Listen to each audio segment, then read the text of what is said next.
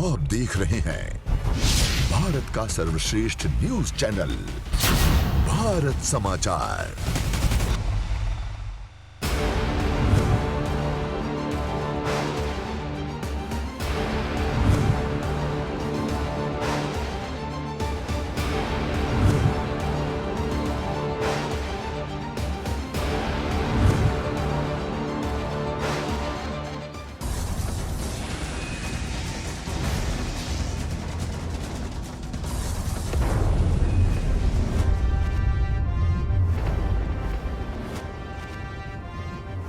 अभिवादन स्वीकार कीजिए ब्रजेश मिश्रा का और आप देखना शुरू कर चुके हैं द डिबेट। बहनों भाइयों, कल महासंग्राम के नतीजे का दिन है। उत्तर प्रदेश में क्या होगा, ये सबसे बड़ा सवाल है। भले ही 2 राज्यों में फुल फ्लेज इलेक्शन चल रहे हों, पर पूरे देश में चर्चा उत्तर प्रदेश की है। 9 सीटें। ऐसा प्रतीत होता है कि एक आध राज्यों के चुनाव से ज़्यादा बड़ा यूपी का बाई इलेक्शन है। महाराष्ट्र में क्या होगा और क्या झारखंड में क्या होने वाला है, आज हम इन पूरे मामलों पर चर्चा करेंगे कि कल काउंटिंग में किस तरह का परिणाम आना अपेक्षित है। आज चर्चा इसी विषय पर। बहनों भाइयों, उत्तर प्रदेश का चुनाव पूरे देश के चुनाव जैसा हो गया है और कल ये पता चलेगा कि कौन सी कम्युनिटी का वोट किसको शिफ्ट हुआ। जून के नतीजे उत्तर प्रदेश में दोहराए जाएंगे या फिर भारतीय जनता पार्टी सफलता की नई इबारत लिखेगी। और बहनों भाइयों, जब ये चुनाव प्रारंभ हुआ था तभी मैंने आपसे कहा था कि ये चुनाव भारतीय जनता पार्टी बनाम समाजवादी पार्टी है। ये चुनाव, बाकी सब इसमें साइड प्लेयर हैं। ये चुनाव योगी आदित्यनाथ बनाम अखिलेश यादव का चुनाव है। इस बार के चुनाव से ये 2 पर्सनालिटीज के चुनाव बनकर उभरा है। इसके पहले के चुनाव बहुकोणीय हुआ करते थे, जैसे मुद्दों पे, जाति पे, भौगोलिक परिस्थिति पे, तत्कालिक मुद्दों पे, अन्य समीकरणों पे। लेकिन ये चुनाव मैं पहली बार देख रहा हूँ कि कंप्लीटली कास्ट वाइज पोलराइज्ड है। पर्सनालिटीज का चुनाव है। पॉलिटिकल पार्टी तो सिंबल है नाम लड़ने के लिए, पर 2 नेताओं के बीच का मुकाबला है। योगी आदित्यनाथ, अखिलेश यादव। कौन किस पर भारी पड़ने वाला है? उत्तर प्रदेश में जो ये राजनीति का क्लेश है, इसमें भारी हैं योगी या फिर अखिलेश? किसका सिक्का चलने वाला है? इस बार का जो यूपी का उपचुनाव, उसमें किसका जलवा कायम रहेगा? और जातियों का वोटिंग पैटर्न क्या है? मैंने 1-2 चीज़ें आपसे प्रारंभिक डिबेट में, इसके पहले की डिबेट में आपके समक्ष रखी थी, आज फिर रख रहा हूँ। और आप लोग भी उस पर चिंतन मनन करिए और अपने विचार प्रस्तुत करिए। ऐसा प्रतीत होता है, और अब इसके राजनीतिक एविडेंस भी हैं, कि उत्तर प्रदेश कंप्लीटली जातिगत आधार पर वोटिंग का एक नया ट्रेंड शुरू हुआ है, जिसे मैं कास्ट वोटिंग बिहेवियर कहता हूं। पहले व्यक्ति चुनाव लड़ता था, सिंबल पर चुनाव होता था, पॉलिटिकल इक्वेशंस पे चुनाव होते थे, एजेंडे पर चुनाव होता था। पर अब कंप्लीटली जाति के आधार पर यह चुनाव शिफ्ट हो गया है। कैसे? अब जातियां वोट करती हैं। जातियों से मेरा तात्पर्य कि अगर आप मिसाल के तौर पर ये माने कि अपर कास्ट का एक बड़ा हिस्सा बीजेपी को वोट करता है, खुला करता है, नापसंद भी करता है, चौराहे पे भला बुरा भी बोलता है, बट वो बटन दबा के बीजेपी का, ये एक मेजॉरिटी है। ओबीसी का एक बहुत बड़ा तबका मई में असेंबली पार्लियामेंट्री इलेक्शन में वो शिफ्ट हो गया इंडिया अलायंस में, समाजवादी पार्टी और कांग्रेस की तरफ। वो कौन सी कम्युनिटी थी? यादव उनका वोट बैंक है। मुसलमान वोट बैंक एक अलग सेपरेट एंटिटी है। तो ओबीसी में 3 कम्युनिटी थी जिनका वोटिंग पैटर्न में ज़बरदस्त बदलाव था, और हमें इस बदलाव को देखना चाहिए, अध्ययन करना चाहिए, क्योंकि ये सामाजिक बदलाव है। और सामाजिक बदलाव आपको राजनीतिक इस तरह के कार्यक्रमों में, जिसे हम चुनाव कहते हैं, उसमें दिखता है। तो क्या है राजनीतिक बदलाव? ओबीसी की 3 बड़ी कम्युनिटी पिछड़े वर्ग की, कुर्मी, मौर्य, कुशवाहा, शाक्य, सैनी जिसे हम कहते हैं, सेकंड पावरफुल कम्युनिटी। इस कम्युनिटी का जो वोटिंग पैटर्न था उसमें बदलाव था। निषाद, राजभर, प्रजापति, कुम्हार, गोंड, इनमें भी बदलाव था। और पाल कम्युनिटी ने तो पहली बार अपने को यूनाइट मानकर एक नाके से गुजरे और सबके वोटिंग पैटर्न थे। सब इस बार जातियों के आधार पर वोट पड़ा। जैसे मैंने पाल कम्युनिटी का क्यों जिक्र किया, थोड़ा आपका समय ले रहा हूं, पर यह जानना बेहद आवश्यक है। क्यों उत्तर प्रदेश को आप तभी समझ सकते हैं जब आप यहां जाति के आंकड़े और उसके समीकरण को समझेंगे। पाल कम्युनिटी उत्तर प्रदेश में बीसी कम्युनिटी है, बैकवर्ड कम्युनिटी है। समाजवादी पार्टी ने ऐन वक्त पर नरेश उत्तम पटेल को फतेहपुर शिफ्ट किया, पाल बिरादरी से प्रदेश अध्यक्ष बनाया। पालों में ये संदेश किया कि हमारी समाजवादी पार्टी में हमारी कम्युनिटी की अब इज्जत बढ़ी है, पूछा और हमको हमारा हिस्सा मिलेगा। सेम कुर्मी कम्युनिटी के साथ हुआ। जो भारतीय जनता पार्टी के कट्टर समर्थक कम्युनिटी थी वो डाइवर्ट हुई, बटी, कंप्लीटली अपोजिशन को नहीं गई, पर एक अपोजिशन को एक लॉयन शेयर मिला कुर्मी कम्युनिटी का। इसलिए आप देखिए तो कुर्मी कम्युनिटी का आप देखेंगे मिर्ज़ापुर से शुरू कीजिए, किसी तरह बची हैं हारते हारते अनुप्रिया पटेल, और अधिकतर कुर्मी सांसद आपको मिलेंगे कहाँ, समाजवादी पार्टी में विपक्ष की तरफ। बीजेपी के कुर्मी हारे हैं, जैसे मसलन राजेश वर्मा हारी, रेखा वर्मा हारी चुनाव, लेकिन उनके कुर्मी जीते। यानी कुर्मियों का एक बड़ा वोट शिफ्ट हुआ। कुशवाहा मौर्य शाख के सैनिक का हुआ, इसके भी प्रमाण हैं। कैसे? एविडेंस बेस्ड बात करते हैं। जौनपुर में बाबू सिंह कुशवाहा जीते, आंवला में नीरज मौर्य जीते, फर्रुखाबाद में देवेंद्र शाक्य जीते। ये कम्युनिटी का वोटिंग पैटर्न है बहनों भाइयों। तो इस पैटर्न का हमें अध्ययन करना चाहिए। दूसरी पावरफुल कम्युनिटी शेड्यूल्ड कास्ट में पासी कम्युनिटी, उसका वोटिंग पैटर्न देखिए। उनके 8 सांसद हैं उस पूरी कम्युनिटी की, दोनों पार्टी मिला के, बीजेपी और समाजवादी पार्टी। उनमें से 5 समाजवादी पार्टी के पास है, 3 बीजेपी पे, मिश्रिक, सीतापुर, बांसगांव। तो यानी पासियों का भी एक बड़ा हिस्सा शिफ्ट हुआ है। इसे कहते हैं कम्युनिटी वोटिंग पैटर्न के बिहेवियर का चेंज होना। ये कम्युनिटी 14, 17, 19, 22 बीजेपी के साथ थी। मुसलमानों को खुला है, जो बीजेपी को हराएगा उसके साथ जाएंगे। यहाँ बीजेपी से कौन लड़ता है? अपोजिशन में समाजवादी पार्टी, इस बार अलायंस में गए। उनका कोई मिस्ट्री नहीं है, उनका ओपन है। पर ये कम्युनिटी जो बीसीज और एससी में थी, ये मिस्ट्री थी इनकी कि कैसे वोटिंग करते हैं, और ये बीजेपी को वोट करते रहे और उसके पहले बीएसपी के साथ थे। तो अब उसमें बंटवारा हुआ है।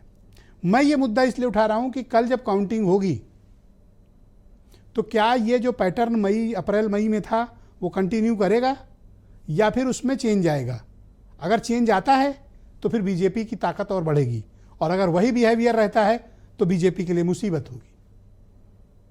तो ईवीएम की बहनों भाइयों पहरेदारी चल रही है, और हम चर्चा करेंगे आज महाराष्ट्र की भी और झारखंड की भी कुछ स्टेटमेंट।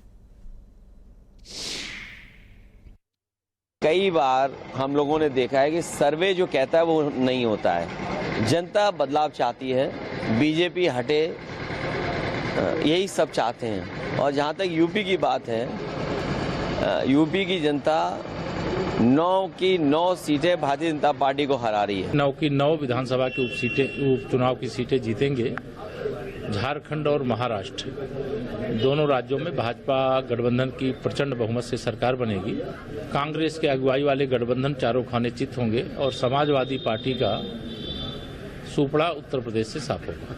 तो कौन मुख्यमंत्री बनेगा उसकी टेंशन लेना ये बंद कर दें, क्योंकि महाविकास अघाड़ी की सरकार बनने वाली है और उनके अंतर्गत जो भी एमएलए निर्णय लेंगे, जो चीफ मिनिस्टर चेहरा बनेंगे, जो मैं मानती हूँ उद्धव ठाकरे जी के नेतृत्व में जो पहली सरकार चली और जो उनको प्यार और विश्वास मिला जनता से, वो फिर से बहाल होगा। ख्याली पुलाव बनाने का अधिकार कांग्रेस को भी है।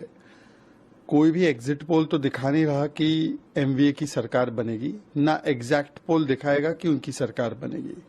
पर एमवीए महा वोट बैंक अघाड़ी से अब महाविभाजन अघाड़ी, वो भी चुनाव के नतीजों से पहले कैसे बन चुका है, वो देखने लायक है।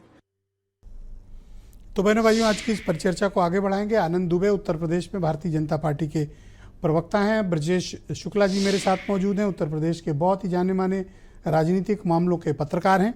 नाहिद लारी खान समाजवादी पार्टी की प्रवक्ता हैं, और झारखंड से सीनियर जर्नलिस्ट शशि भूषण जी हमारे साथ कार्यक्रम में जुड़ चुके हैं, और रवि तिवारी जी भी हमारे साथ इस कार्यक्रम का हिस्सा हैं, महाराष्ट्र के बहुत ही जाने माने चर्चित पत्रकार, और वीरेंद्र सिंह जी हमारे स्टेट हेड। आप सभी का शुक्रिया और धन्यवाद इस कार्यक्रम में मेरे साथ उपस्थित रहने के लिए।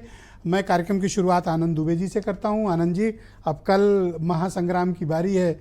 आप सिर्फ उत्तर प्रदेश ही नहीं, आपकी इज्जत और प्रतिष्ठा तो महाराष्ट्र और झारखंड में भी फंसी हुई है।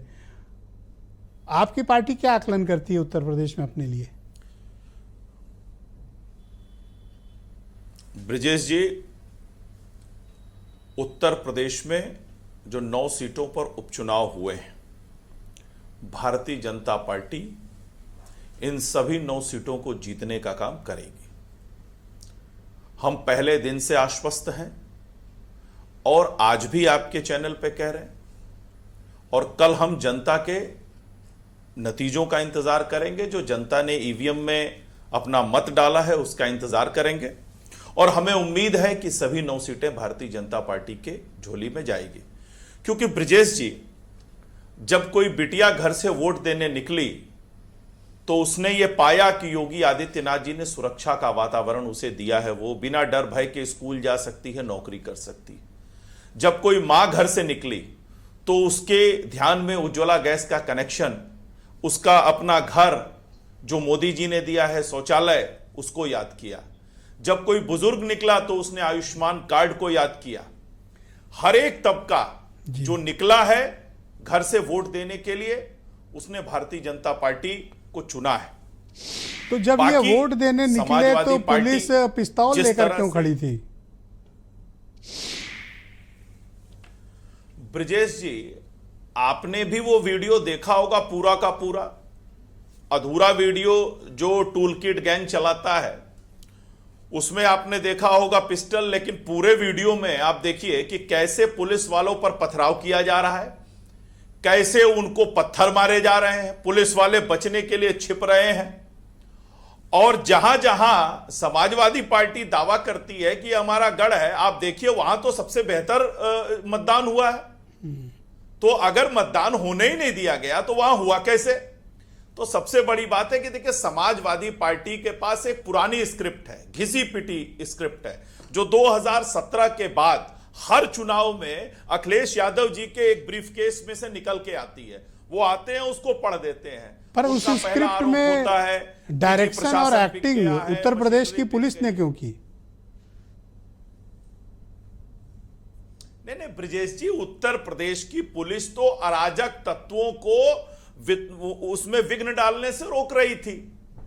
उत्तर प्रदेश की पुलिस जो है वो शांतिपूर्ण मतदान हो इसके लिए कार्य कर रही थी। लेकिन समाजवादी पार्टी के जो पालित पोषित गुंडे हैं जो इसमें विघ्न उत्पन्न करना चाहते थे, समाजवादी पार्टी के इशारे पर यूपी पुलिस उनको रोकने का काम कर रही थी। और इसीलिए मैं आपसे कह रहा हूं कि जिस तरह से उत्तर प्रदेश में मोईद खान का कैरेक्टर निकल कर आया, नवाब यादव का निकल कर आया, समाजवादी पार्टी के उस विधायक का चेहरा निकल कर आया जो अपने घर में नाबालिग लड़कियों से काम कराता था और अत्याचार किया, आत्महत्या कर लिया। जिस तरह से तो आपके मुताबिक मुसलमान और यादव यही 2 मुख्य एजेंडा है आपका? नहीं, हमारा एजेंडा तो सबका साथ सबका विकास है, और बटोगे तो कटोगे है। हम चाहते हैं कि समाज में कोई बटे ना, और समाजवादी पार्टी जैसे लोग उनका कुछ काट सबका साथ वाला नारा तो बदल लो, बांट न पाए। क्योंकि जैसे लाठी चली है ना मुसलमानों पे, अब ये नारे में परिवर्तन लाओ और जो करो खुल के करो।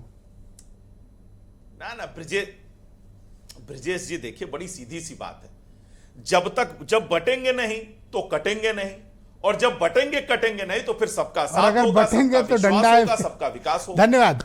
मैं नाहिद लारी खान जी को आमंत्रित करना चाहता हूं कार्यक्रम में। नाहिद जी, आपका शुक्रिया जी। डंडा तो उनके लिए है जो हिंसा करना चाहते हैं, जो अराजकता उत्पन्न करना चाहते हैं, जो विघ्न डालना चाहते हैं। डंडा थैंक यू आनंद जी, शुक्रिया। बाकी लोगों के लिए तो उत्तर प्रदेश में सब कुछ अच्छा है। बहुत शुक्रिया। नाहिद लारी खान हमारे साथ मौजूद हैं।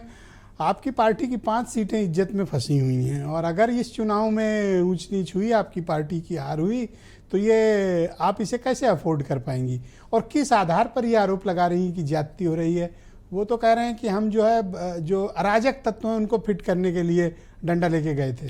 देखिए ब्रजेश जी, अपनी बात शुरू करने से पहले, चूंकि आज समाजवादियों के लिए एक बहुत महत्वपूर्ण दिन है, माननीय नेताजी की जयंती है और हम सब उन्हें खराज अकीदत पेश करते हैं आपके चैनल के माध्यम से। और आज लखनऊ में भी बारादरी के सामने जो समाजवादी पार्टी का कार्यालय है, वहाँ बड़ा कार्यक्रम हुआ जयंती के समारोह में और मैं उसमें मौजूद थी। पूरे प्रदेश में बहुत बड़े बड़े कार्यक्रम हो रहे हैं और 94% पीडीएस समाज न केवल यूपी बल्कि पूरे भारत में माननीय नेताजी को याद भी कर रहा है और मांग भी कर रहा है कि माननीय नेताजी को जल्द से जल्द अविलंब भारत रत्न देकर सम्मानित किया जाना चाहिए। अब मैं आपके मुद्दे पर आती हूँ, चूंकि आपका मुद्दा आज चुनाव का मुद्दा है। देखिए, अगर उपचुनाव की बात करें उत्तर प्रदेश की, तो उत्तर प्रदेश में आप ये समझिए कि जो लड़ाई हुई है, जो चुनाव चल रहा है, वो प्रदेश की सबसे बड़ी पार्टी समाजवादी पार्टी और उससे छोटी पार्टी जो है बीजेपी, उसके बीच है। मुख्य रूप से लड़ाई इन दो पार्टीज के बीच में है। और ये तो जनमानस ने अभी 5 माह पहले जो चुनाव हुए, लोकसभा चुनाव, उसमें तय कर दिया कि समाजवादी पार्टी प्रदेश की सबसे बड़ी पार्टी है और उत्तर प्रदेश की उससे छोटी पार्टी बीजेपी है। और जो आप पूछ रहे हैं कि उत्तर प्रदेश के उपचुनाव का स्टार कौन है, तो ये तो जनमानस ने 5 माह पहले तय कर दिया कि स्टार तो माननीय अखिलेश यादव जी हैं। उत्तर प्रदेश तो के स्टार तो माननीय अखिलेश यादव जी के है आपके लिए। नहीं, चुनौती देखिए, अभी जो अभी आपने जैसे सुना कि बीजेपी प्रवक्ता बता रहे थे कि हम 9 की 9 सीटें जीत रहे। अरे अगर आप 9 की 9 सीटें जीत रहे हैं और आपकी इतनी तूती बोल रही है, तो क्या जरूरत था लाठी डंडा, गोली बंदूक, पत्थरबाजी करने की? पुलिस प्रशासन के द्वारा ये सब गुंडागर्दी कराने की क्या जरूरत थी? महिलाओं के ऊपर गोली बंदूक ताना जाएगा, महिलाओं को पत्थर दिखाया जाएगा।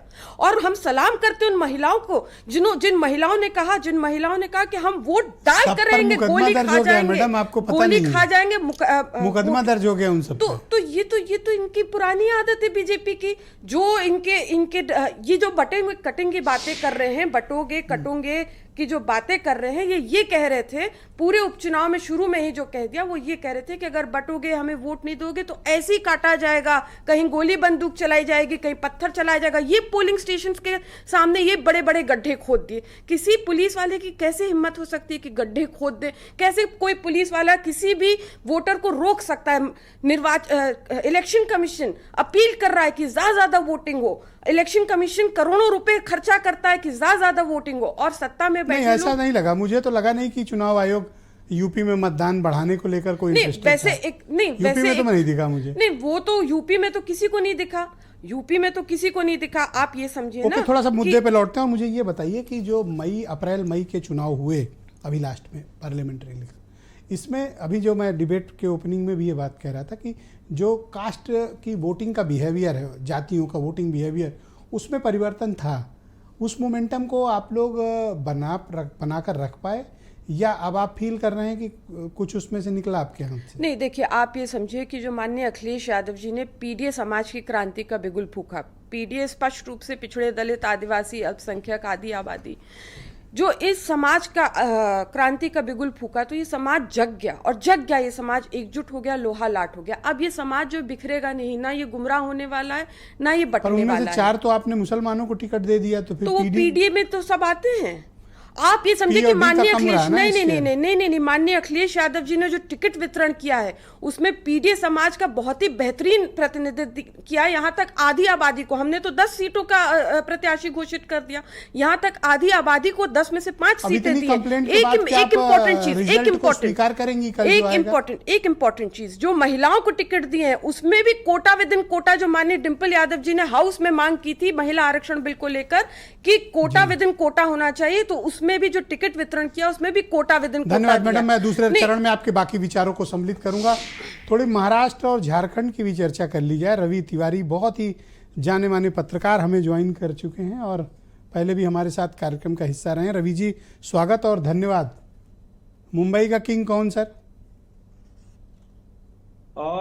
इस वक्त में अगर कहें ब्रजेश भाई, तो स्थिति थोड़ी सी उहापोह की है। जो अब तक लग रहा था, यानी लोकसभा चुनाव में जिस तरह से स्थिति थी, जिस तरह से पैटर्न दिख रहा था, वो पैटर्न इस बार नहीं दिख रहा है। अगर मैं कहूं कि एक तरफ जो सर्वे आए हैं एग्जिट पोल्स के, वो जो दिखा रहे हैं वो तो बहुत बहुत एक्सट्रीम है, लेकिन ग्राउंड में जो हम लोगों को समझ में आ रही है वो स्थिति में कोई भी स्पष्ट नहीं है। हाँ, इतना है कि मोराल दोनों तरफ बड़ा हाई है। दोनों तरफ मुख्यमंत्री की रेस चल रही है, दोनों तरफ अभी भी निर्दल जीतने वाले लोगों से फोन पे बातें शुरू हो चुकी हैं, यहां तक कि कुछ लोगों से नेता अलग अलग से मिल भी रहे हैं। ये स्थिति है, लेकिन मुंबई में किंग अभी कौन है ये कहना थोड़ी सी जल्दबाजी होगी। उद्धव ठाकरे की पार्टी को लेके एक बात कही जा रही कि उनके नंबर मुंबई और उसके आसपास के शहरी इलाकों में कुछ बढ़ेंगे, लेकिन अभी भी पार्टी और मैं कहूंगा कि बीजेपी, ये दोनों में से कोई भी बहुत स्पष्ट पब्लिक नहीं है कि रिस्पांस कौन एकनाथ बैठेगा। शिंदे और अजीत पवार को लेकर किस तरह का था? क्या बीजेपी देखिए, को पब्लिक इनका साथ रिस्पांस सुटेबल था? ये थोड़ा सा नेगेटिव रहा है अगर वैसे कहा जाए अजीत पवार और एकनाथ शिंदे को लेके। उनकी स्थिति जो रही है उसमें ये माना जा रहा है कि एकनाथ शिंदे जो है, जो करीब करीब 40 से ज्यादा विधायक लेके गए थे, उनके ही टीम के लोग उनको 30 के आसपास नंबर दे रहे हैं। हमारे जैसे लोग जो ग्राउंड पे देख रहे हैं, उनका ये कहना है कि अगर 20 भी आ जाए तो बड़ा अचीवमेंट होगा। यही स्थिति अजीत पवार को लेके भी होगी। उनके नंबर से माना जा रहा है कि 15 से 17 के बीच में आ जाए तो बहुत बड़ा अचीवमेंट होगा। यानी एक पूरा होलिस्टिक अगर वो देखा जाए तो बीजेपी के सहयोगियों का नुकसान ज्यादा दिख रहा है उसमें। एक मुझे बड़ी इंटरेस्टिंग बात लगी महाराष्ट्र में, एक शिवसेना की 2 शिवसेना हो गई, एक एनसीपी की 2 एनसीपी हो गई। ये बात किस पाले को फायदा देती है और किसको नुकसान करती है? ब्रजेश भाई, सबसे बड़ी चीज ये रही कि 4 महीने 5 महीने लोकसभा चुनाव के वक्त में जो स्थिति थी, ऐसे में ये दोनों पार्टियों के कार्यकर्ता अपने ही नेताओं से नाराज थे। यानी शिंदे की तरफ बहुत ज्यादा नाराजगी थी, दूसरी नाराजगी अजीत पवार को लेके भी थी। ठाकरे परिवार से मराठी आदमी का अपना एक इमोशनल कनेक्ट है, वो मराठी अस्मिता को ठाकरे परिवार से जोड़ के देखता है। तो शिंदे का अलग होना कहीं ना कहीं मुंबई और उसके आसपास के मराठी लोग ये मान रहे थे कि उनके पीठ के पीछे खंजर मारा गया है। पर ऐसा क्यों लोग कहते हैं कि थाने रीजन रीजन के आसपास का इलाके में एकनाथ शिंदे का काफी प्रभाव मतदान के दिन दिखा, जिस तरह के स्टेटमेंट्स मैंने देखे मीडिया में? देखिए, थाने और उसके आसपास में एकनाथ ही असल में शिवसेना चला रहे थे, तो कार्यकर्ता उनके पास थे, उनके पास नेता थे, और इसके साथ ही उनकी पूरी की पूरी ग्रिप थी। तो जब वो शिवसेना छोड़ के गए तो थाने और उसके आसपास के इलाके में पूरी शिवसेना एकनाथ के साथ थी, यानी उन्हीं के लोग थे और वो उनके साथ चले गए थे। लेकिन जो स्थानीय शिवसेना का वोटर है, जो मराठी मानुस था, वो बहुत नाराज था। 4 महीने के बीच में सिनारियो बदला है। एकनाथ ने अपनी ग्राउंड वर्क पे बहुत, एकनाथ शिंदे ने काफी काम किया था अपने ग्राउंड उस पे, तो वहां थोड़ी क्या सी एकनाथ rectification की बात मानी पे जाए। ये गद्दार वाला टैग चिपकाने में कामयाबी मिली ठाकरे परिवार और शिवसेना को, या नहीं? काफी हद तक ये कहा जाए तो वो कामयाबी मिली है ठाकरे परिवार को, लेकिन इसका फायदा उन्हें मुंबई में होगा, नवी मुंबई और उसके कुछ इलाकों में होगा, लेकिन थाने और उसके आसपास में एकनाथ शिंदे की अपनी पकड़ वैसे ही है। एक और क्विक क्वेश्चन है आपसे, मैं चाहता हूं कि उसका जवाब आपसे चाहिए, क्योंकि 23 तारीख को मतदान होगा और 25 को रात 12 बजे तक अगर सरकार का गठन नहीं हुआ तो महाराष्ट्र में राष्ट्रपति शासन लगेगा। तो ये तो विन विन सिचुएशन होगी अगर थोड़ा भी मार्जिन रहा तो। सबसे बड़ा सवाल यही है ब्रजेश भाई, के शुरू में हम लोग यही कह रहे थे कि सिर्फ 3 दिन का वक्त है, और 3 दिन के वक्त में अगर निर्दलों को जमा नहीं कर पाए, अगर कुछ नंबर कम हो रहे हैं, खासकर कांग्रेस, शरद पवार और उद्धव ठाकरे के लिए, तो उनके लिए मुश्किलें जरूर होंगी। बीजेपी इस मामले में बड़ी एग्रेसिव पार्टी है, वो अपना रिजल्ट निकाल सकती है और राष्ट्रपति शासन उनके हाथ में है। जैसे तो ये होटल और रिजॉर्ट सबकी प्रॉपर बुकिंग हो गई सर, या अभी वेटिंग चल रही है? देखिए, उसकी तैयारी दोनों तरफ कर दी गई है। अगर सीधे कहूं कि उन्होंने की और इन्होंने नहीं की है तो ऐसा नहीं है। सभी लोग फोन पे बातें कर रहे हैं। जीतने वाले निर्दल उम्मीदवारों के बारे में अभी से फील्डिंग लगी हुई है, तो उसकी तैयारियां दोनों करके बैठे हुए हैं। बहुत बढ़िया, थैंक यू सर। हमारे साथ प्लीज जुड़े रहिए। सेकंड राउंड में आपके बाकी ओपिनियन को हम सम्मिलित करेंगे। आपको सीधे रांची ले चलते हैं। बहुत ही चर्चित और जाने माने पत्रकार शशि भूषण जी हमारे साथ मौजूद हैं। शशि भाई, स्वागत और धन्यवाद। तो हेमंत सोरेन की वापसी हो रही है या नहीं, और या बीजेपी फिर वापस उनसे सत्ता छीनने में कामयाब होगी? क्या आप लोगों का आकलन है, और वहाँ पत्रकार बिरादरी के बीच किस तरह का डिस्कशंस कल के आउटकम को लेकर चल रहा है?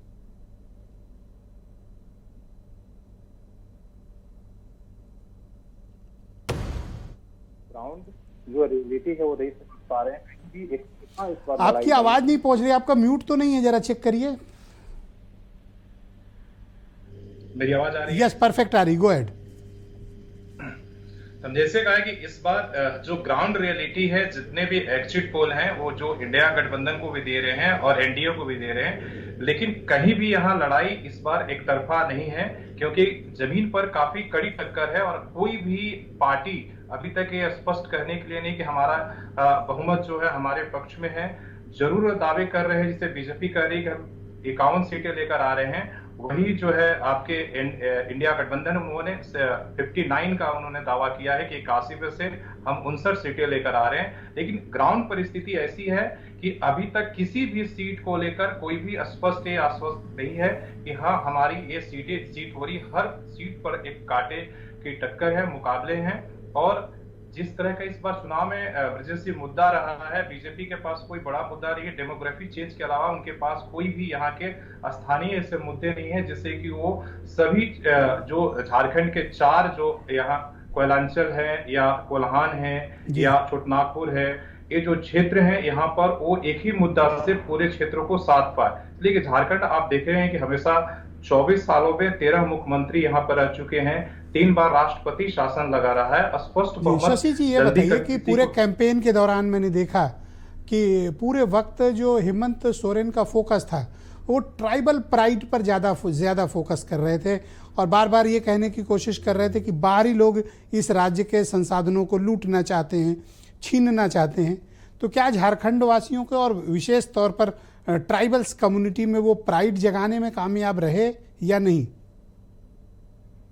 पिछली बार जो हेमंत सोरेन की सरकार बनी थी उसमें सबसे बड़ी भूमिका जो रही थी ट्राइबल सीटों की रही थी। जो 28 सीटें हैं वो ट्राइबल के लिए, आदिवासियों के लिए आरक्षित सीटें हैं और उसमें 26 पर हेमंत सोरेन की जो इंडिया गठबंधन और जेएमएम ने बाजी मारी थी और इसीलिए वहां पर सरकार बनी थी। और बीजेपी के खाते में केवल सिर्फ 2 सीटें गई थी और इसीलिए इस बार भी माना जा रहा था कि जिसके हिस्से में जो 28 सीटों में ज्यादा से ज्यादा जिसके पाले में सीटें आएगी वही सरकार का मतलब वही सरकार यहाँ पर बना पाएगी, उसी के लिए जो है रांची का रास्ता खुलेगा।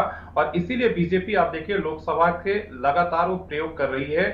वो जेएमएम के सीता सोरेन को लेकर आती है, जब हेमंत सोरेन की भाभी है, मधु कोड़ा को जो वाइफ है कुल्हान में एकमात्र कांग्रेस के सांसद थी, उनको लेकर आते हैं, मधु कोड़ा को ज्वाइन कराते हैं। किसी तरह से वो कि ट्राइबल सीटों में वो कम से कम 10-12 सीटें भी कम से कम अपने हिस्से में 28 में से लेकर आए। उनको पता है कि 28 में से 10-12 सीटें भी अगर नहीं लेकर आएंगे तो यहाँ राज्य की रास्ता जो है इतना आसान नहीं है। तो इसलिए हेमंत सोरेन भी इस बात को जान रहे हैं कि उनके लिए ट्राइबल सीटें ही जो है वापस क्या बीजेपी के पास वहां पर हेमंत सोरेन के कद का कोई लीडर नहीं था जिसको प्रोजेक्ट करके वो लड़ते, या बीजेपी के पास जरूरत से ज्यादा लीडर्स हैं झारखंड में, इस कारण वो कोई एक फेस नहीं बना जो हेमंत सोरेन के सामने प्रोजेक्ट किया जाए और जिसके नाम पर भी चुनाव को आगे बढ़ाया जाए? ऐसा कोई था? देखिए विडम्बना ऐसे रही कि बीजेपी के पास 5-6 मुख्यमंत्री जो है पूर्व मुख्यमंत्री, सभी जो पूर्व मुख्यमंत्री हैं वो सभी बीजेपी के पाले में आ गए हैं। वो चंपई सोरेन आ गए हैं, मधु कोड़ा आ गए हैं, अर्जुन मुंडा पहले से यहाँ पर हैं, बाबूलाल मरांडी जो जेबीएम में थे वो आ गए। तो इतने सारे उनके पास पूर्व मुख्यमंत्रियों का फौज है और सभी मुख्यमंत्री बनना चाहते हैं और इसीलिए वो किसी एक चेहरे को आगे करके वो उनके लिए लड़ना काफी ये रहा है, खतरनाक रहा है, चैलेंज रहा है। और पार्टी में भीतर घात को लेकर काफी उनको ये डर रहा है और पार्टी तो आप ये कहना चाहते हैं कि हेमंत सोरेन के लिए अच्छे प्रोस्पेक्ट्स हैं? जी, जिस तरह देखिए हेमंत सोरेन ने हमेशा पूरे चुनाव में वो मैया योजना को लेकर फोकस रहे हैं, वो बिजली बिल माफी को लेकर रहे हैं फोकस, और उनको लगता है कि जो बिजली बिल माफी हुआ है, जो मैया योजना के तहत तो 1-1 हजार रुपया का किस्त दिए हैं और इस ग्रामीण क्षेत्रों में जिस तरह से जबरदस्त वोटिंग हुआ है उनको लगता है कि इससे थैंक यू शशि भूषण जी, प्लीज हमारे साथ कनेक्ट रहिएगा। मैं इस डिबेट को आगे बढ़ाता हूं और उत्तर प्रदेश के बहुत ही जाने माने राजनीतिक मामलों के बेहद अनुभवी पत्रकार ब्रजेश शुक्ला जी हमें ज्वाइन कर चुके हैं। ब्रजेश जी धन्यवाद आपका।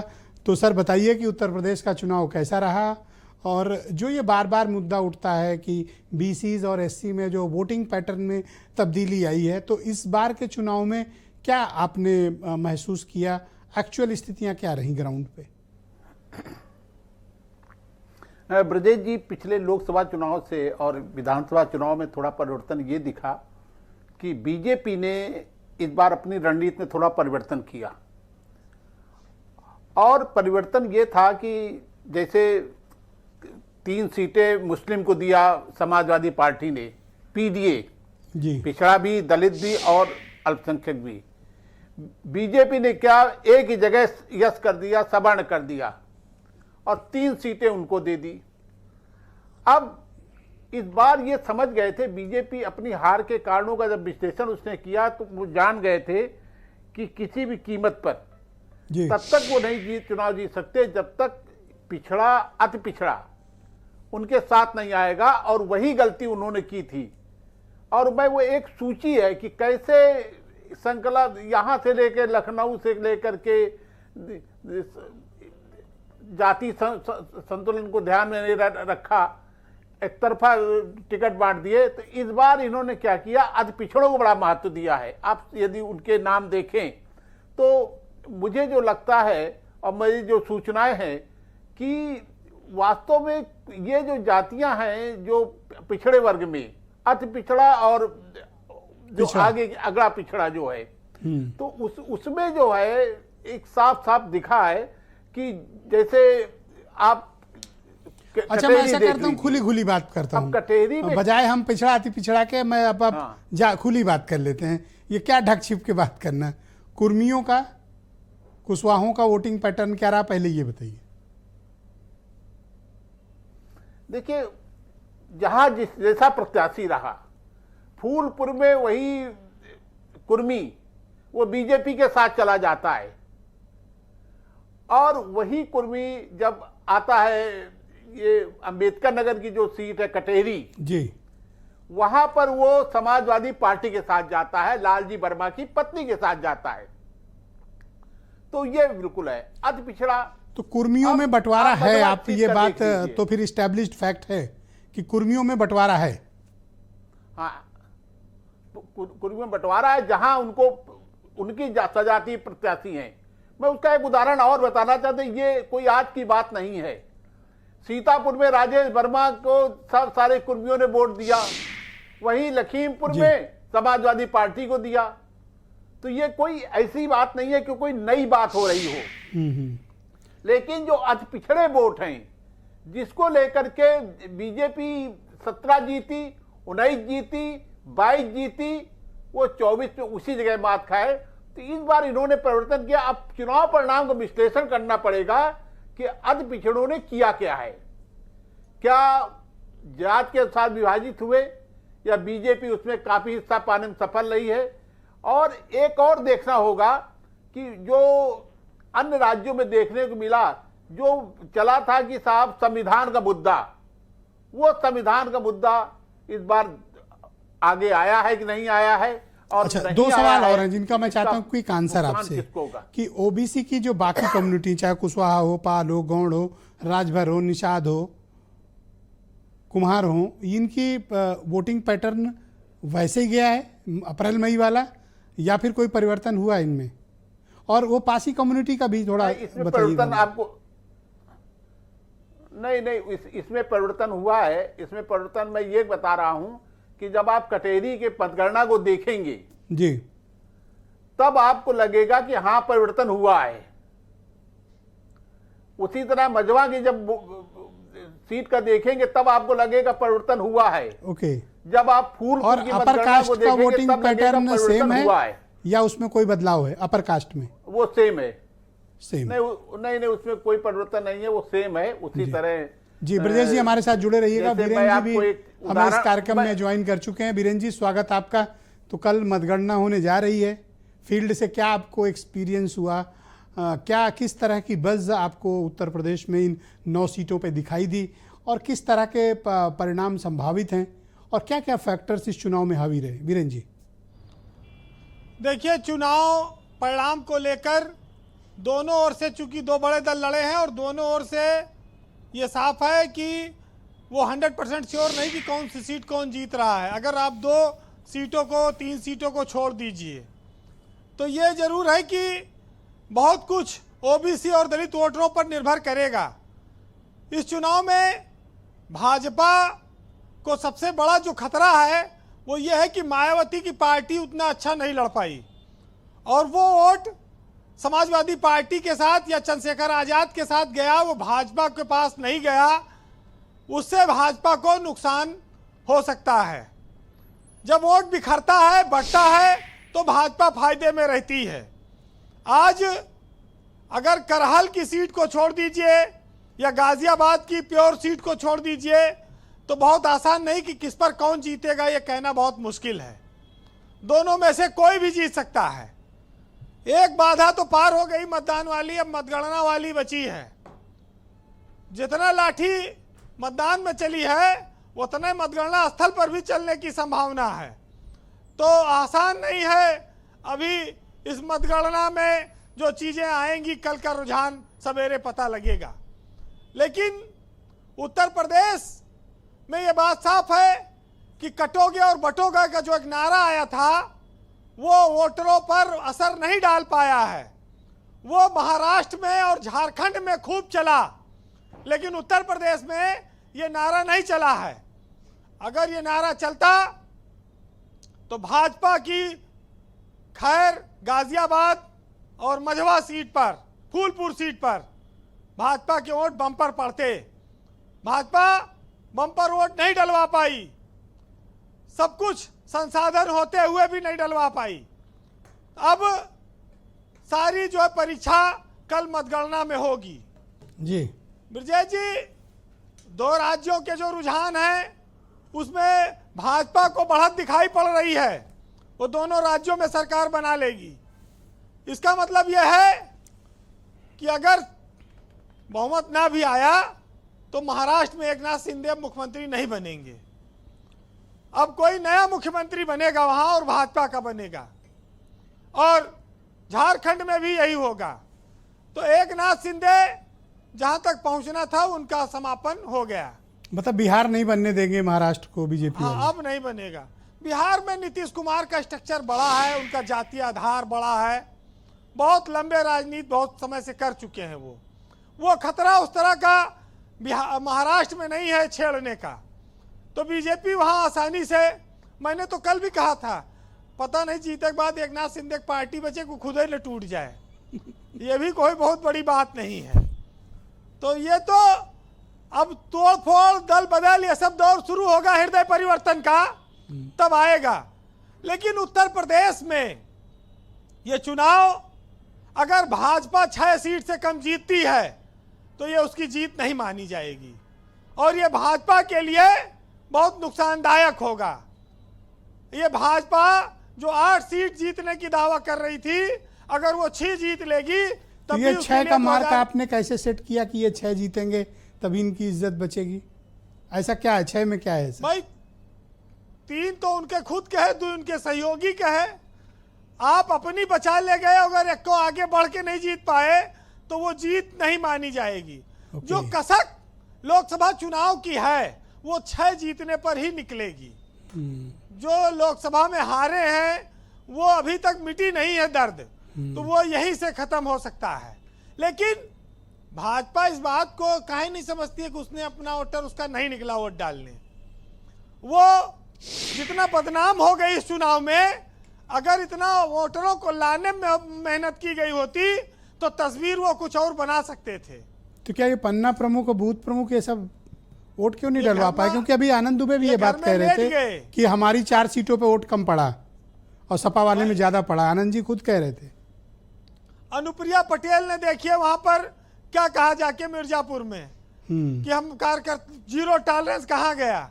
वहां बगल में मझवा में चुनाव होने जा रहा है, उसके एक दिन पहले देखिए कितना तालमेल सहयोगी दलों के साथ जो है वो कैसा है वो दिखाई पड़ा। तो ये बीजेपी ने सीधे सीधे अपने जिम्मे लिया चुनाव, और सपा के उधर से जब वोट डिवाइड नहीं हुए तो 2 में से आर पार की लड़ाई होगी, और ये आर पार की स्थिति आ चुकी है। कल सब फैसला हो जाएगा जी। देखिए हमारे यहाँ एक बहुत साफ सी कहावत है कि छल करोगे तो छल मिलेगा, और सही से रहोगे तो सब कुछ मिलेगा। बस इतना जरूर है कि सुकून पाने के लिए आपको अच्छा काम करना पड़ेगा। हालांकि जिन लोगों का दांव पर सब कुछ लगा है वो पीछे हटने को तैयार नहीं है, और कहते हैं कि हम टूट जाएंगे पर झुकेंगे नहीं। इस समाज में, इतिहास में तमाम ऐसे उदाहरण मौजूद हैं कि जो लोग हालातों से सीखते हैं और जो लोग उस्तादों से सीखते हैं उनकी तालीम में बहुत अंतर होता है। जी वीरेंद्र जी, हालात से सीखने वाला हमेशा मजबूत माना गया है। तो जो लड़ेगा, संघर्ष करेगा, उसको आज नहीं तो कल मिलेगा। लेकिन ये उपचुनाव उत्तर प्रदेश की साख के लिए, सरकार की साख के लिए, योगी की साख के लिए बहुत महत्वपूर्ण है। फिलहाल जी, अब तो जो फैसला होना था वो ईवीएम में बंद हो गया है और उस पर 4 लाइनें सुनिएगा कि अब तो खाली निगरानी चल रही, कल सवेरे तक उसके बाद रिजल्ट आ जाएगा। कि नसीब का देकर हवाला, फैसला तो हो गया, जिंदगी अब तुम्हारी मेहरबानी रह गई, अब भरोसा भी करे तो हम किस पर करें, चाहते तो सब लुट चुकी हैं, बस निगहबानी रह गई। बहुत शुक्रिया वीरेंद्र जी, आपका बहुत बहुत धन्यवाद हमारे साथ जुड़ने के लिए और ग्राउंड जीरो से एकदम डायरेक्ट ओपिनियन, फीडबैक और पॉलिटिकल ऑब्जर्वेशंस हम तक पहुंचाने के लिए। बहनों भाइयों, दूसरा चरण इस परिचर्चा का प्रारंभ करते हैं और ये क्विक राउंड होगा जिसमें हम सीधा सवाल और सीधे जवाब की अपेक्षा अपने मेहमानों से करेंगे। आनंद दुबे बीजेपी के प्रवक्ता हैं। आनंद जी, जैसा कि वीरेंद्र जी भी बता रहे थे और आपने भी हिंट की थी, उस बात को किया था कि आपकी जीती हुई जो सीटें थीं, मझुआ, फूलपुर, खैर और गाजियाबाद, यहाँ पोलिंग कम क्यों हुई? क्या आपके पदाधिकारियों ने, बूथ मंडल पन्ना प्रमुखों ने इनको ये वोटर निकाल के बूथ तक पहुंचा नहीं पाए या फिर कोई और कमी थी? देखिए ब्रिजेश जी, ये तो जब समीक्षा होगी तब पता चलेगा कि कहाँ कम, क्यों कम हुआ, अगर कम हुआ तो क्या वजह रही, या जहाँ ज़्यादा पड़े वो। लेकिन मैंने सिर्फ इस बात का हवाला दिया, वोट तो जहाँ भी पड़े हैं वो भारतीय जनता पार्टी के पक्ष में ही लोगों ने डाला है। लेकिन मैंने ये कहा कि जिन सीटों पर ये तो सर एक तरफा क्लेम क्लेम कर रहे हो, आपको कोई मतलब कहाँ से कॉन्फिडेंस है कि हर वोट आपको मिला है? ये तो सर कोई क्लेम नहीं कर पाता। तो गुंडागर्दी ना मैडम प्लीज बीच में ना बोलिए। ब्रिजेश, अच्छा ब्रिजेश जी आप, नहीं ब्रिजेश जी आप बताइए, जब वोटर वोट देने निकलेगा तो वो क्या मोहित खान के चेहरे पे वोट देगा या नवाब सिंह यादव के चेहरे पे वोट देगा या वो जो नौकरानी ने जो आत्महत्या कर ली विधायक उसके नाम पे वोट देगा या फिर जो दलित बेटी को भाजपा के लिए वोट देने के नाम पे मार डाला उसके नाम पे वोट देगा? तो समाजवादी पार्टी का जो चरित्र है, चलन है, उसको देख के कोई वोटर उन्हें वोट नहीं करेगा। अब यह अलग विषय है कि समाजवादी पार्टी बड़ी बड़ी बातें करे, बड़े बड़े ख्याली पुलाव पकाए, लेकिन कल मैं आपको बता रहा हूं, कल फिर वही ईवीएम का रोना होने वाला है। कल ये फिर आपका कहना मतलब है कि ईवीएम, आप समाजवादी पार्टी के नाम पर डरा कर वोट लेना चाहते हो?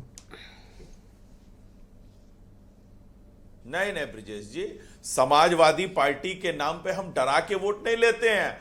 हम तो समाजवादी पार्टी के कृत्यों को सिर्फ समाज में रखने का काम करते हैं, बाकी फैसला तो जनता करती है ना। अब इनके ऐसे ऐसे कृत्य हैं, ऐसे ऐसे कर्म हैं, उसमें हम क्या कर सकते हैं?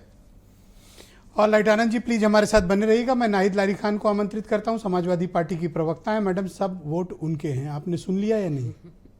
नहीं, ये अभी ख्याली अब आपका पुलाव, क्लेम कुछ नहीं बनता है। अरे ब्रजेश जी, ये ख्याली पुलाव यूनिवर्सिटी के सदस्य हैं ना, इनके ख्याली पुलाव यूनिवर्सिटी के चांसलर जो दिल्ली वाले बड़े नेता हैं बीजेपी के, वो ख्याली पुलाव यूनिवर्सिटी के चांसलर हैं। और जो लखनऊ वाले, आनंद जी थोड़ा बीच में बोलने नहीं दिया मैंने उनको, आप संयम करें।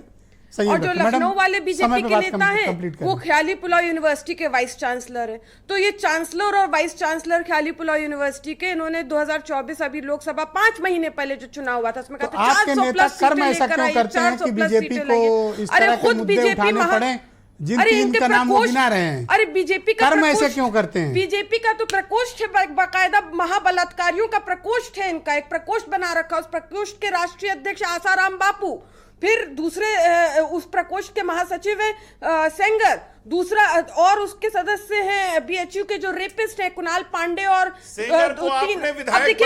आपने फॉरेन रोका। एक सेकंड, हाँ आनंद जी प्लीज, आप बोले अपनी बात कहें। सेंगर है और हाथरस की बिटिया के साथ जो जघन्य अपराध किया उसके जो कोई कंपटीशन चल रहा है कि दोनों लोग बलात्कारियों का नाम बताएंगे, इस नाम पर वोट चाहिए। पूछा तो मैंने बताया, वो एक कंपटीशन चल रहा है। हम लोग इस पे वोट नहीं मांग रहे। चीज होती है। नहीं ब्रिजेश जी, इस पे कोई हम लोग वोट नहीं मांग रहे। जनमानस महिलाएं आक्रोशित है। महिलाएं देखिए, आनंद जी सब्र, आप बोले, मैंने नहीं टोका। आप फोकस्ड रहें और अब 20 सेकंड बचे हैं आपके पास, आप अपनी बात रखें।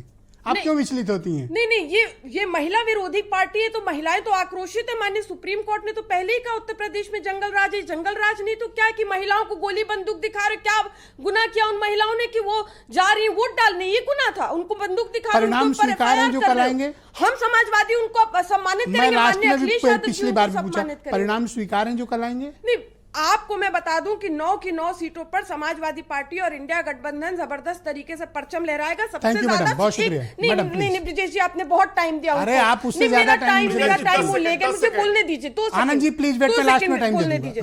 मैडम 10 सेकंड बचा प्लीज। सबसे ज्यादा अंतराल से करहल जीतेंगे, कुंदरकी, मैं बिल्कुल टाइम दूंगा। आनंद जी प्लीज बैठ। और जो अभी आप बात खुद माननीय अखिलेश यादव जी कहते रहे और वही बात अभी वीरेंद्र सिंह जी ने कहा कि बीजेपी के वोटर्स वोट करने नहीं निकले, गाजियाबाद खैर में वोट करने नहीं निकले। और मीरापुर आरएलडी का नहीं है। मीरापुर जो समाजवादी पार्टी के वोटों से जीते थे, समाजवादी पार्टी के वोटों से जीते थे। अगर मीरापुर में आप थोड़ा शांत हो जाएं, तूती बोल रही थी तो वहाँ गोली बंदूक चलवा दिखाने की क्या जरूरत थी? आप थोड़ा संयम करें, क्या जरूरत थी? आनंद जी 10 सेकंड। इंडिया गठबंधन की और पीडीए की आंधी चल रही है। उत्तर प्रदेश के उपचुनाव सहित महाराष्ट्र, झारखंड में भी बीजेपी का पुरता सफाया होगा, आप देखिएगा। धन्यवाद। Okay Anand ji 10 second. ब्रिजेश जी, इंडिया गठबंधन की ऐसी आंधी चल रही है कि इनका एक सहयोगी आपके विंडो में दिखाई नहीं के बारे में बताइए। अडानी लूट लिया अडानी मैडम, धन्यवाद। खरबों रुपए लूट लिया, डकार लिया अडानी ने, भाजपा के अडानी ने। ये है सेफ। इस सेफ की बात कर रहे थे। एक रहोगे तो सेफ रहेगा। ये सेफ था ना। अडानी को कैसे खरबों रुपए टकरवाना, ये सेफ था ना भाजपा का। यही तिजोरी थी ना। कितना आपको ये पता है कि कांग्रेस की कोई हैसियत नहीं है, इसलिए आपने कांग्रेस को बाहर कर दिया। पेट है कि समंदर है? अब ये हमारी बहन कल आपको नहीं मिलेंगी। अरे भाई 1 सेकंड रुकिए, मैडम हो गया। दोनों का स्क्रीन से हटाओ भाई। धन्यवाद। अरे आप लोग भी हमारे क्या तो झगड़ा लगा रहे हो दोनों में। धन्यवाद मैडम, दोनों की आवाज बंद करो। धन्यवाद। हाँ मैं बंद कर दूंगा दोनों की आवाज। आप शांत हो जाएं। धन्यवाद, बहुत शुक्रिया। आप दर्शकों का कीमती वक्त न बर्बाद करें। मैं रवि तिवारी जी को मुंबई से हमारे साथ जुड़े हुए हैं। मैडम आपकी आवाज नहीं जा रही है, सिर्फ हम ही सुन पा रहे हैं। रवि तिवारी जी हैं। पर रवि जी, बीरेन जी हमारे एक बड़ी बात इंटरेस्टिंग कह रहे थे कि आने वाले वक्त में कुछ हो ना हो, एकनाथ शिंदे के लिए मुसीबत बढ़ेगी। Is it true? देखिए ब्रजेश भाई, एकनाथ शिंदे को जो मिलना था वो अपना सबसे ज्यादा बेस्ट अचीव कर चुके हैं। एक कैबिनेट मंत्री से ज्यादा उनको कभी कुछ मिलता नहीं। वो इस राज्य के मुख्यमंत्री रहे और बहुत सारी चीजें मिल चुकी हैं। और सबसे बड़ी बात यह है कि अभी भी एकनाथ शिंदे को हल्के में इसलिए नहीं लिया जा सकता कि बीजेपी अगर संख्या बल में कम हुई, यानी उसकी वस्तुस्थिति अगर वो पूरी तरह से अपने कंट्रोल में नहीं कर पाएगी, तो एकनाथ शिंदे फिर से बहुत अच्छे नेगोशिएटर हैं और वो फिर से नेगोशिएट कर लेंगे। क्या ऐसा कारण है कि बीजेपी के पास मराठियों में जो घोर मराठी एकदम वाले हैं, तो वो मराठवाड़ा क्षेत्र के टॉप लीडरशिप में शिंदे जैसा कोई है नहीं, इस कारण उनको बर्दाश्त करना पड़ता है? नहीं, ऐसा नहीं है। असल में संख्या बल पे मैटर करेगा। नहीं तो बीजेपी का जो महाराष्ट्र इकाई का जो कार्यकर्ता नेता, वो शिंदे से बहुत नाराज रहे हैं। उन्हें यही लगा कि आखिर में खाना पकाया उन्होंने, लेकिन थाली कोई और लेके चले गया। तो ये स्थिति शिंदे के साथ इस बार भी रहेगी। लेकिन शिंदे को इसलिए हल्के में नहीं लिया जा सकता कि पिछली बार शिंदे ने महाराष्ट्र इकाई को पूरी तरह से बाइकआउट किया था, हलक रखा, और इसके बाद वो सेंटर में जाके उन्होंने बहुत ही अच्छी नेगोशिएशन कर ली थी जब वो शिवसेना तोड़ के गए थे। हाँ, आज उनके तो पास वो 9 स्थिति मेंबर में अभी भी शिंदे को मना नहीं किया जा सकता, बिल्कुल। लेकिन अभी भी ये कह सकते हैं कि अगर बीजेपी की स्थिति मजबूत हुई तो शिंदे को दोबारा मुख्यमंत्री पद नहीं मिलेगा। पार्टी के जो नेता हैं, आंतरिक उनकी जो मीटिंग हुई है, उन सभी में ये कहा जा रहा है कि वो देवेंद्र फडणवीस को मुख्यमंत्री बनाएंगे। ओके, शशि भूषण जी हमारे साथ मौजूद हैं। शशि भूषण जी, मैंने देखा कि असम के मुख्यमंत्री हेमंत बिस्वा शर्मा एक्स्ट्राऑर्डिनरी तरीके से आपके स्टेट में सक्रिय थे। उनके रहने से लाभ हुआ या नुकसान हुआ? ये तो चुनाव परिणाम बताएंगे, लेकिन लोकसभा में जिस तरीके से बीजेपी की जो आदिवासी 5 सीटें नहीं मिली थी, इसके बाद बीजेपी ने तुरंत हेमंत बिस्व शर्मा और शिवराज सिंह चौहान 2 लोगों को लगा दिया था और यहाँ पर वो केवल डेमोग्राफी चेंज को लेकर वो बड़ा मुद्दा बनाना चाहते थे। उनका पूरी भाषण आप देखेंगे चुनाव में तो बांग्लादेशी घुसपैठिए, डेमोग्राफी चेंज, इसी को लेकर वो भाषण देते रहे। अब तो परिणाम बताएंगे कि मुद्दे कितने चल पाए, लेकिन ग्राउंड पर यह है कि झारखंड में केवल एक मुद्दे जो है वो एक तरफा कहीं से भी सीन बदलने में नहीं रही और लड़ाई जमीन पर एग्जिट पोल जो भी दिखा है, लेकिन यहाँ पर कड़ी टक्कर रहेगी। परिणाम काफी चौंकाने वाले होंगे।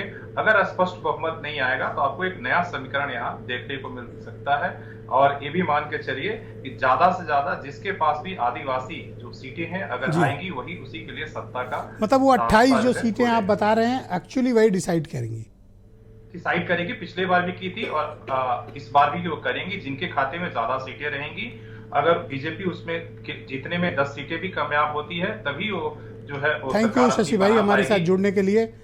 डिबेट में रहिएगा। मैं ब्रजेश जी को भी आपके साथ कनेक्ट करता हूँ, ब्रजेश शुक्ला जी को।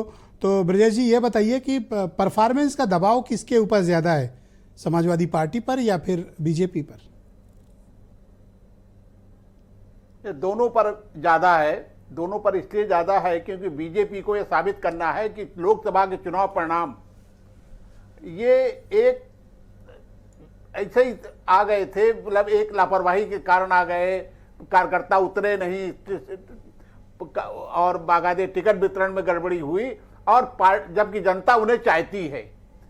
अब उनको यह साबित करना है कि क्या वास्तव में जनता उन्हें चाहती है, क्या वास्तव 5 महीने में कुछ परिवर्तन किया है, क्या वास्तव 5 महीने की कुछ उपलब्धियां हैं। और समाजवादी पार्टी को यह साबित करना है, लोग क्योंकि विधानसभा चुनाव 27 में है, उसके पहले कि उसी का टेम्पो हाई है, उसको जो सफलता मिली थी वो अनायास सफलता नहीं थी, वो बाकायदे मतदाताओं की मजबूत दृढ़ इच्छा शक्ति का परिणाम थी और उन्होंने उसको जिताया।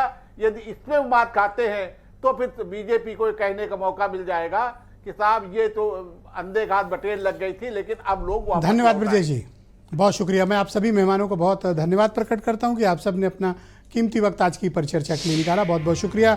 और बहनों भाइयों आपका सबका भी धन्यवाद। लेकिन मैं आपको बताना चाहता हूं कि कल सुबह 6 बजे से मतगणना की प्रक्रिया के कवरेज हम शुरू करेंगे और मैं आपको विश्वास दिलाता हूं और वचन देता हूं कि उत्तर प्रदेश की हर एक 9 सीटों का प्रत्येक चरण का, सामान्यतः एक सीट पर 20 से 22 चरणों पर 25 चरणों का काउंटिंग होती है, एक एक चरण के चुनावों का एग्जैक्ट इन्फॉर्मेशन हम भारत समाचार पर आपको दिखाएंगे। दूसरों की तरह कोई हवाबाजी की बात नहीं, ग्राउंड से डायरेक्ट एकदम रिपोर्ट आपको हर एक चरण की 9 सीटों पर सीधी लाइव कवरेज आपको हम दिखाना शुरू करेंगे। और मैं आपको अभी से बता दे रहा हूं कि पहला रुझान हम आपको 8:30 के आसपास आपके समक्ष प्रस्तुत करेंगे। बहुत शुक्रिया, धन्यवाद, नमस्कार।